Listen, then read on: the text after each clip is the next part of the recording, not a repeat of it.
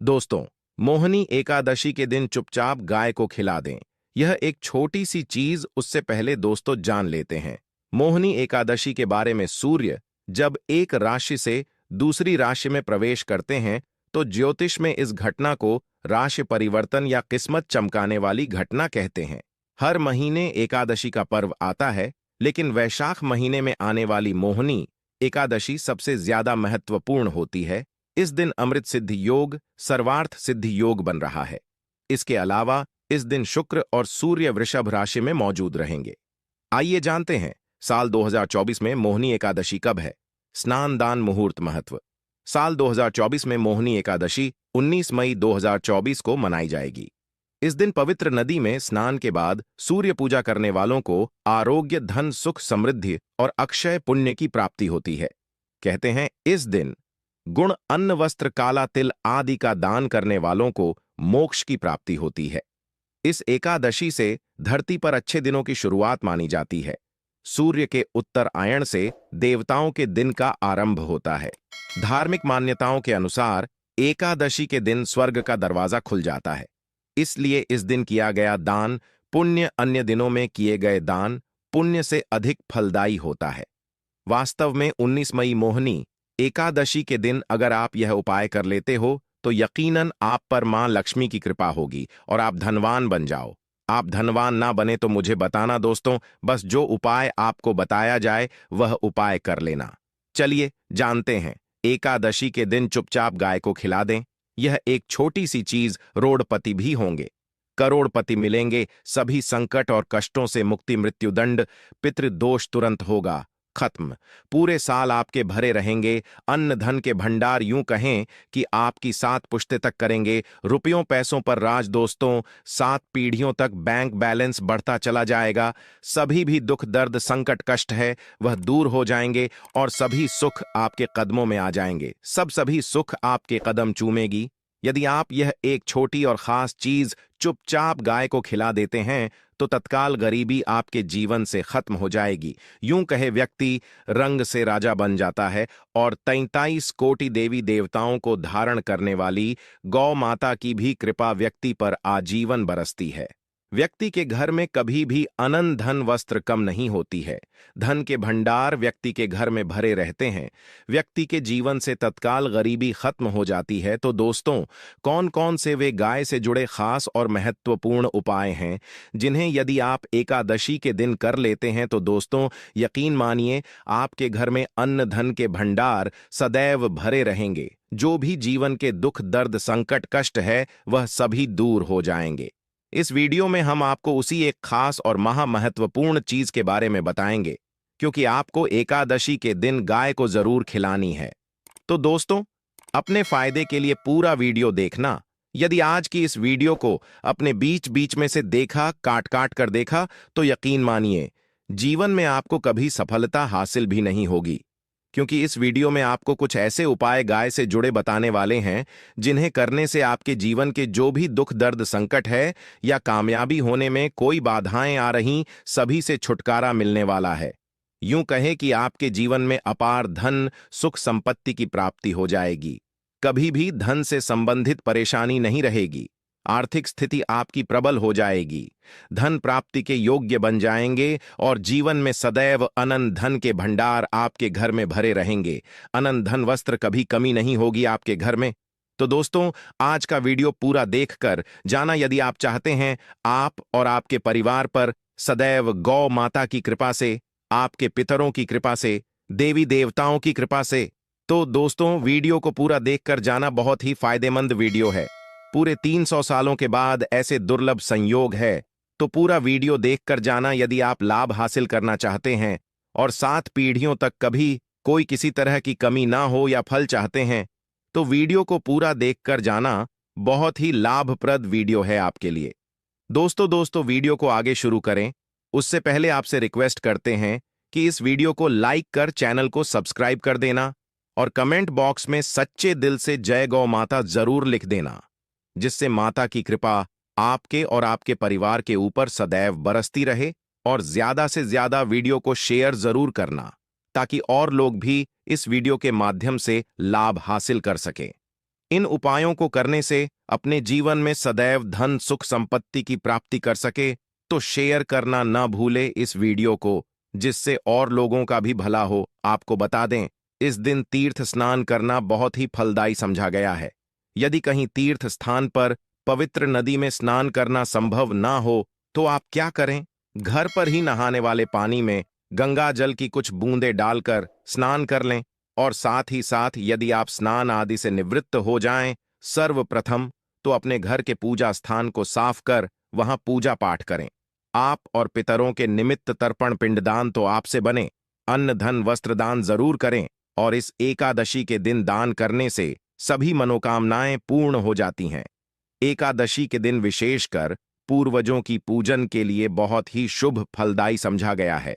मकर संक्रांति के दिन पिंडदान करने से पूर्वजों की आत्मा को शांति मिलती है और उनको मोक्ष मिलता है। और आपको बता दें, इस बार जो इस दिन पूजा के साथ साथ हनुमान जी मंगल देवता और भगवान शनिदेव की भी पूजा जरूर करनी चाहिए। आपको बता दें कि इस दिन यदि सूर्य देव की पूजा करते हैं तो ग्रह जनित दोष भी दूर हो जाता है।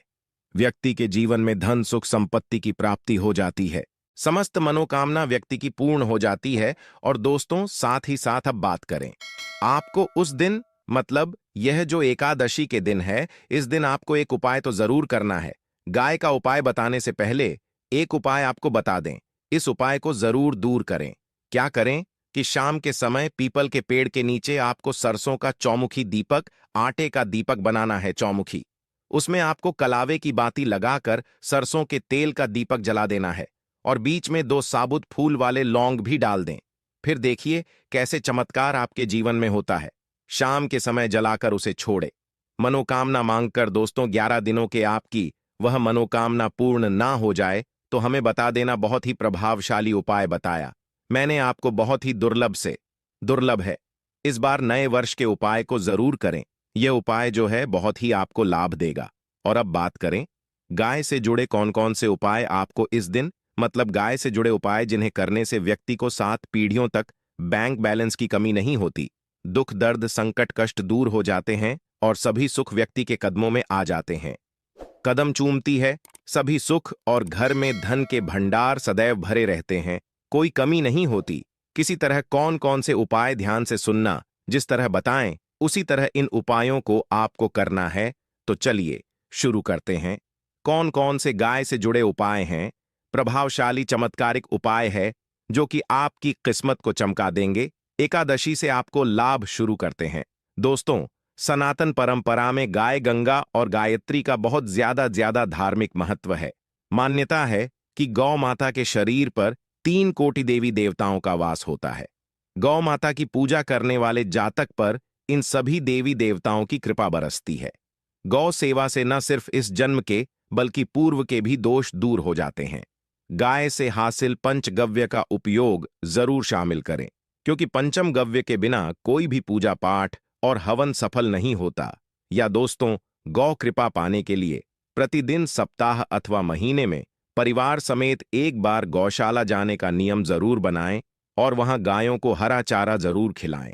इससे आपको शुभ फलों की प्राप्ति होगी और साथ ही साथ गौ सेवा और गौ पूजा से 9 ग्रह शांत हो जाते हैं और इनसे जुड़े दोषों का निदान हो जाता है। गर्मियों में गौ माता को पानी पिलाएं और सर्दी में गौ माता को गुड़ जरूर खिलाएं। ध्यान रखें कि गर्मियों में गाय को गुधिया, अनेक देवी देवता को अपने ने शरीर पर धारण करने वाली गौ माता से जुड़े कई शुभ और अशुभ संकेत भी होते हैं। मसलन गाय का दूध दहते समय यदि गाय ठोकर मार दें और सारा दूध बिखर जाए तो अब शगुन होता है।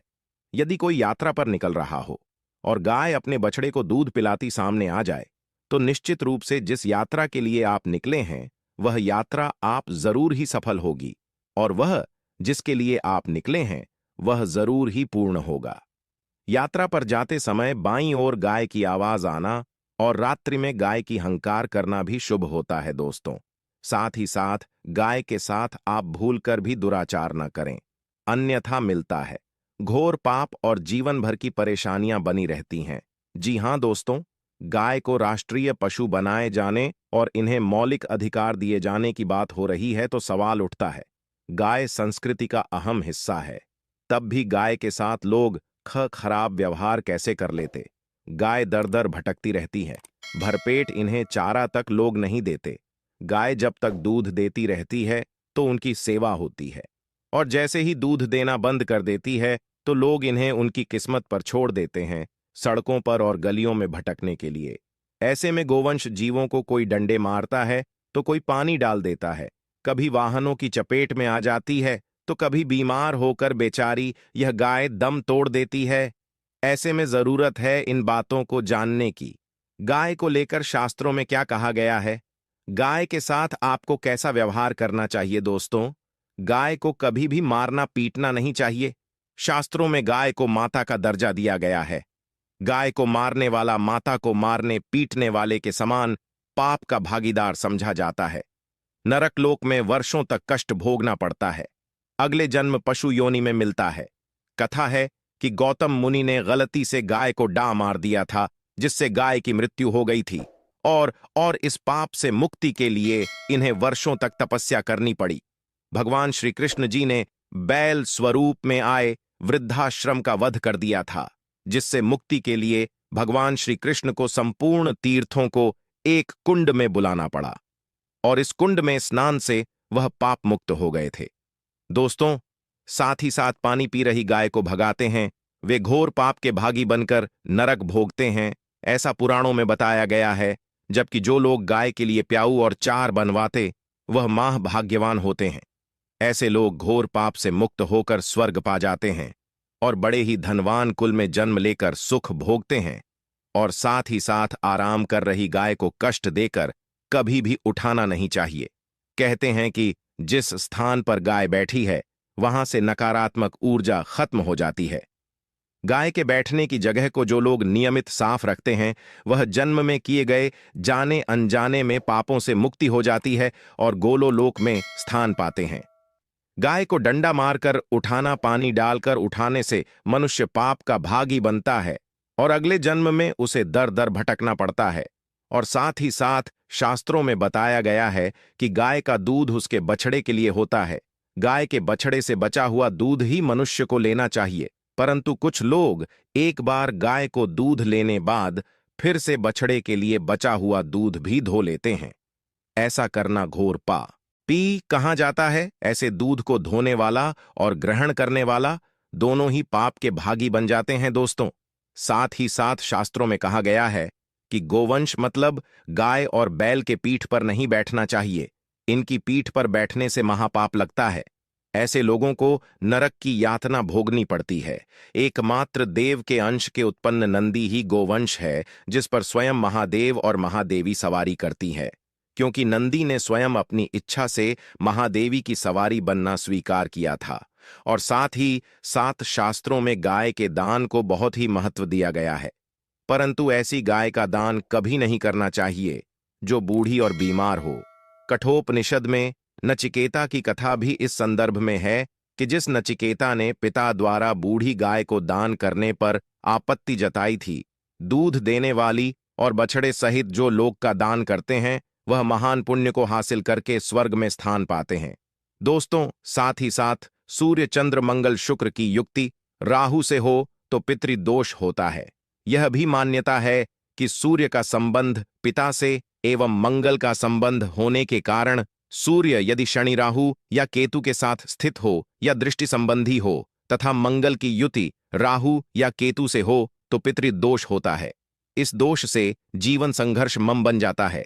पितृदोष हो तो गाय को प्रतिदिन या किसी भी एकादशी को या किसी पूर्णिमा के दिन, अमावस्या या किसी भी खास दिन पर रोटी गुड़ चारा खिलाने से पितृदोष खत्म जाता है। साथ ही साथ गाय की पीठ पर जो कूबड़ बना होता है वह बृहस्पति गुरु है।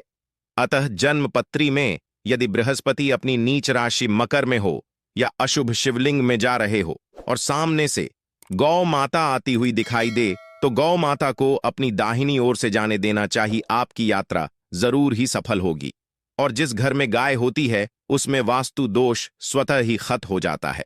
और साथ ही साथ आपको बता दें कि गाय को आप भी रोटी बनाएं, प्रतिदिन ताजी रोटी ही बनाएं। गाय को अगर आपने रोटी बनाई है तो कोशिश करें कि उस रोटी को आप तुरंत ही गाय को दे दें, अगर आप उस रोटी को रख दें और उस रोटी को अगले दिन देंगे तो वह रोटी बासी मानी जाएगी। गाय को कभी भी बासी रोटी ना दें। इससे घर में नकारात्मक ऊर्जा वास करती है और जो भी काम आपके बनने वाले होंगे वह काम भी आपके बिल्कुल भी नहीं बनेंगे। इससे आपके घर में हमेशा दर्द देवता का वास रहेगा और आप जिस भी काम को करेंगे उस काम में आपको हमेशा असफलता ही हाथ लगेगी। इसलिए कोशिश करें गाय को रोजाना ताजी रोटी बनाकर खिलाएं और रोटी को बिल्कुल ना रखें। बासी रोटी गाय को ना दें और साथ ही साथ सड़ी गली चीजें गाय को नहीं खिलानी चाहिए। घर में कोई फल है, कोई सब्जी है, सड़ जाए तो लोग क्या करते हैं, गाय को देते हैं। नहीं, ऐसा नहीं करना चाहिए। ऐसा करने से यदि आप गाय को खिलाते हैं तो आप पाप के भागी बन जाते हैं। आप बिल्कुल सड़ी गली चीजें गाय को ना खिलाएं और साथ ही साथ एकादशी पर आटे की 11 लोहियां बनाकर उनके ऊपर हल्दी लगाएं। इसके बाद गाय को खिलाएं। हर एक लोही को खिलाते समय गाय के सिंघवाल आपके जीवन में खुशियां ही खुशियां होंगी। और एक बार एकादशी पर आप 7 बार गाय की परिक्रमा भी कर लें तो आपके समस्त काम होंगे। और एकादशी पर साथ ही साथ आप गाय को जब भी रोटी दे, रोटी पर या तो आप थोड़ी हल्दी लगा लें या थोड़ा गुड़ रख ले। अगर गुड़ ना हो तो आप थोड़ा घी रख सकते हैं। दोस्तों, गाय को कभी भी सूखी रोटी ना खिलाएं। सूखी का मतलब गाय को रोटी खिलाए, उस पर कुछ ना कुछ रख कर खिलाएं। हल्दी रख ले, गुड़ रख ले, मिश्री घी या जो भी रख ले, मतलब खाली नहीं खिलानी है। इतना करने मात्र से आपके जीवन के सभी दुख दर्द समाप्त हो जाए। दोस्तों, यह थे गाय से जुड़े कुछ महत्वपूर्ण उपाय, कुछ बातें जिन्हें आपको ध्यान में जरूर रखना है। दोस्तों, चैनल को सब्सक्राइब करना बिल्कुल भी नहीं भूलना।